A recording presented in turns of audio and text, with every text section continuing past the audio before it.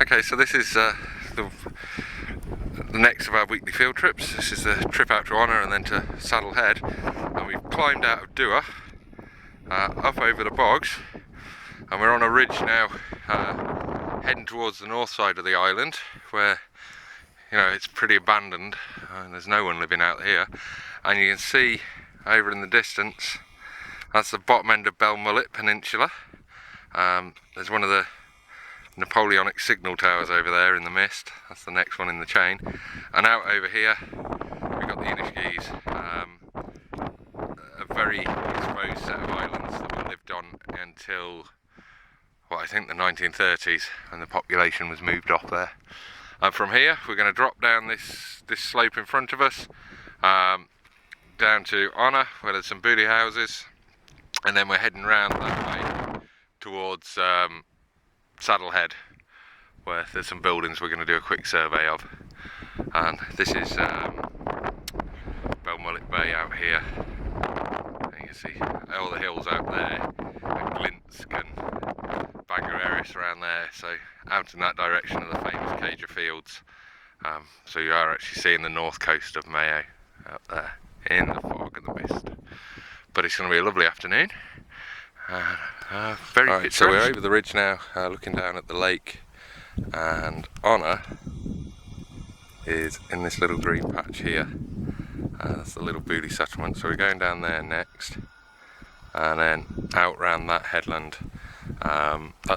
You can just see Tiny Lock out there, but we're going round to Bunafreya West, which is around at Saddlehead, right round the corner. And as you can see, the backside of Annagh here, very, very pretty, but you can see why no one lives out here permanently. Very difficult to access, very cut off, but absolutely gorgeous on a fine day like this. We've got the beach down there, which is lovely for a swim. Swum in that a few times. Yeah, it is just so pretty. Alright, so we're over at Annagh now. You can see it's just spectacular on a day like this. We did excavate down here in, I think it was 2010. We did a little excavation on one of the buildings over there. That was quite interesting, quite a challenge. The ferns are just murderous to dig through. But you can see the lake there and the path we've just come down. There's a little beach, and there's a waterfall down there. Actually, the lake drains down into the beach off that cliff. But these are the booty houses out at Annagh, and some of them are even better than the ones at Banana in that they're corbelled and most of the roof structure is still there. There's another couple of good ones out that way, but this one we'll just have a look at. And this is, such an old architectural tradition. It's very hard to date a building like this for the construction. When we excavated, we found 19th century pottery and glass and stuff, but that just really tells us about the last time it was occupied. When these were originally built, we just don't know. You can see them, that corbelling where the stone would have come right over the roof. Oh, it's fabulous. We're very keen on booty houses around here. Obviously, it's one of our ongoing projects, studying these buildings. So you can see the little doorway there, and then the roof. And there's, I think, 13 structures in total down here. Some of them aren't actual houses, and there's a big field over there in that heather. You wouldn't see it until you're right on top of it. But there was a field out here, growing a few crops. Some of the structures are little enclosures. These ones, they don't seem to have ever been buildings as such. There's a couple of those, and then there's a couple of very big buildings. This one's massive. Really at the heading towards the top end of the range for booty houses. There are some out in Connemara that are probably bigger, but they're the booty houses of the Gaelic lords, which are a bit different. But yeah, So this is a top location on Annagh. That's the back end of Sleevemore, you can see over there now. And you see why we don't walk around there, because it's really treacherous. And there is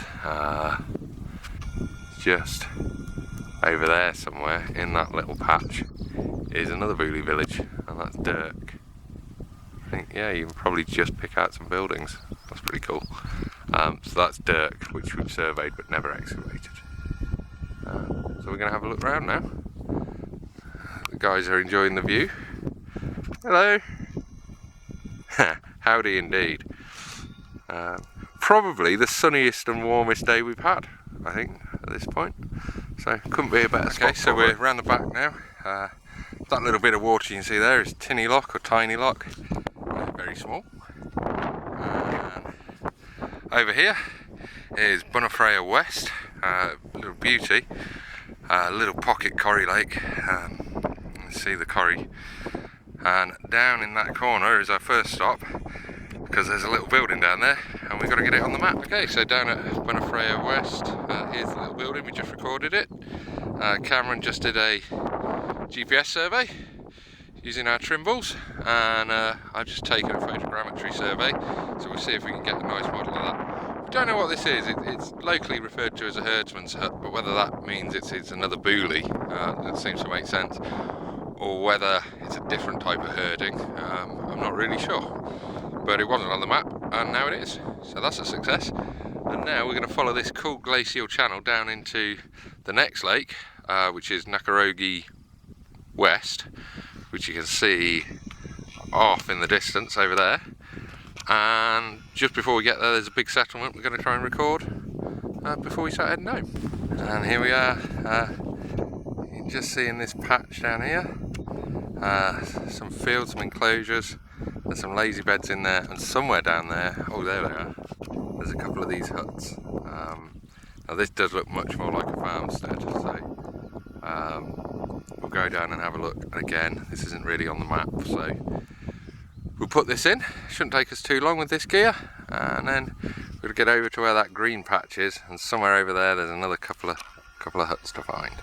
A busy old afternoon. Oh, what a curious little site. This is very definitely a farmstead. There's quite a tidy building over there and a series of big fields, but it's totally overgrown. Very hard to see what's going on. There's at least 3 big fields being laid out here.